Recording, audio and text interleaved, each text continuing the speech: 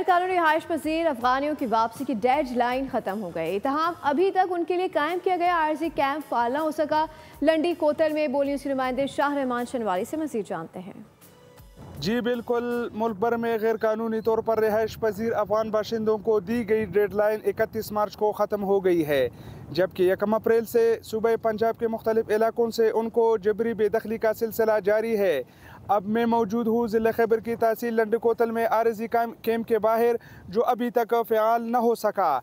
मैं आपको ये भी बताता चलूँ कि सूबे पंजाब से आई हुई अफगान बाशिंदों को डायरेक्ट तोरखम बॉर्डर के रास्ते बेदखल किया जाता है। अगर बात की जाए लंडी कोतल में कायम की गई आरजी कैंप के सहूलियात का, तो डीसी खैबर के मुताबिक ये 29 कनाल ज़मीन पर मुश्तमिल है, जिसमें 1500 अफराद रखने की गुंजाइश है, जिसमें उन्हें मुफ्त भी सहूलियात और खाना भी फराहम किया जाएगा, जबकि ख़वातीन और मर्द के लिए अलग अलग बाथरूम भी बनाए गए हैं।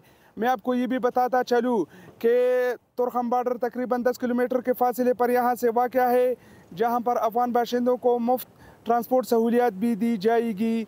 जी सब्सक्राइब करें और बेल दबाएं ताकि कोई खबर रह न जाए।